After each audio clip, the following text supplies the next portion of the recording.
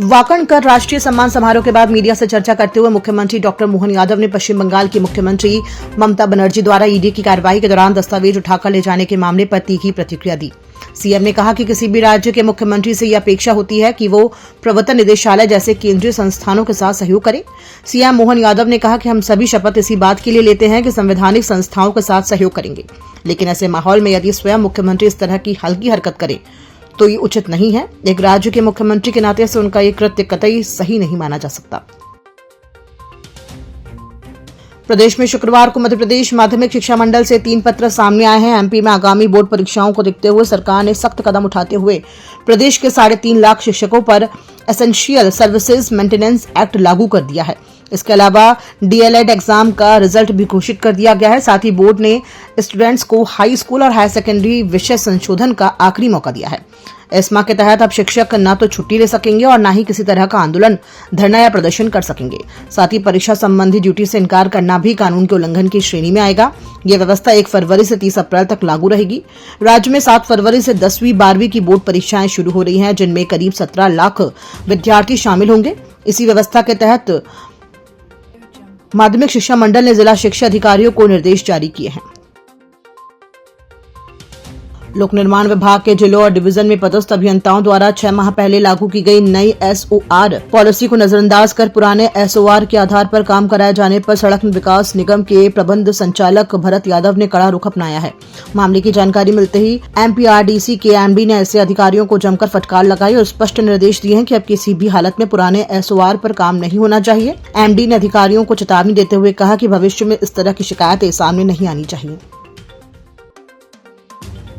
भोपाल में एक बार फिर गायों की मौत और गोमांस मिलने का मुद्दा सुर्खियों में है। नगर निगम की आधुनिक कत्लखाना यानी स्लॉटर हाउस की जिस गाड़ी में से 26 टन मांस जब्त हुआ, उसमें गौमांस की पुष्टि हुई है। इसे लेकर शुक्रवार को कांग्रेसियों ने नगर निगम का दफ्तर घेरा और सवाल पूछा कि भोपाल में गौमांस कैसे बिक रहा है।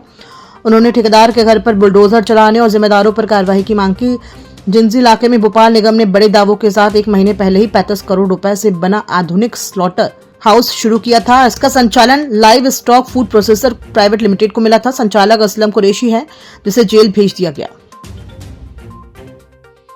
मध्य प्रदेश विधानसभा में फर्जी प्रवेश पास को लेकर अंदर दाखिल होने पर यासीन अहमद उर्फ मछली को मध्य प्रदेश हाई कोर्ट से बड़ा झटका लगा है। हाई कोर्ट ने इस मामले की गंभीरता और उसके आपराधिक रिकॉर्ड के मद्देनजर मछली की जमानत याचिका को ठुकरा दिया है। हाई कोर्ट ने सुनवाई के दौरान यह भी पाया कि यासीन मछली गाड़ी में फर्जी विधानसभा का पार्किंग पास लगाकर घूमता था। यासीन अहमद उर्फ मछली की इस हरकत के बाद भोपाल के अरेरा थाना पुलिस ने उसके खिलाफ मामला दर्ज करते हुए गिरफ्तार किया था। खरगोन में एक टीचर शराब के नशे में ही स्कूल पहुंच गया, बच्चों को पढ़ाने भी लगा।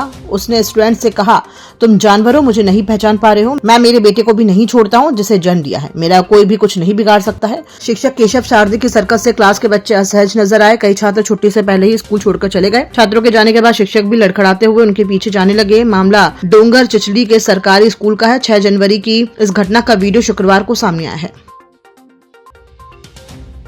मैहर के अमरपाटन थाना इलाके में पुलिसकर्मी की ब्लैकमेलिंग से परेशान होकर अनंत राम पटेल नाम के युवक ने गुरुवार देर रात फांसी लगा ली। शुक्रवार सुबह उसका शव पेड़ पर लटका मिला।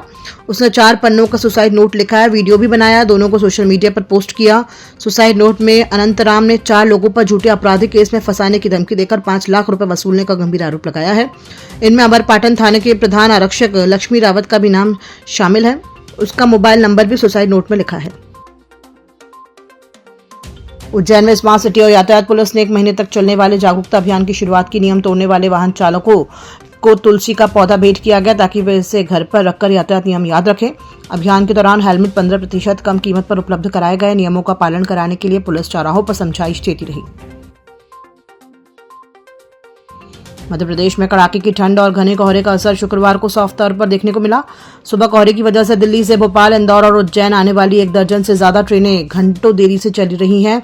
सबसे ज्यादा असर मालवा एक्सप्रेस पर पड़ा है, जो करीब 6.5 घंटे लेट रही थी। आमतौर पर सुबह 7:25 पर भोपाल पहुंचने वाली ये ट्रेन शुक्रवार को दोपहर करीब 2 बजे तक आने की संभावना है। इसके अलावा पंजाब मेल, जनशताब्दी और सचखंड एक्सप्रेस सहित कई ट्रेनों की रफ्तार भी कोहरे ने थाम दी है।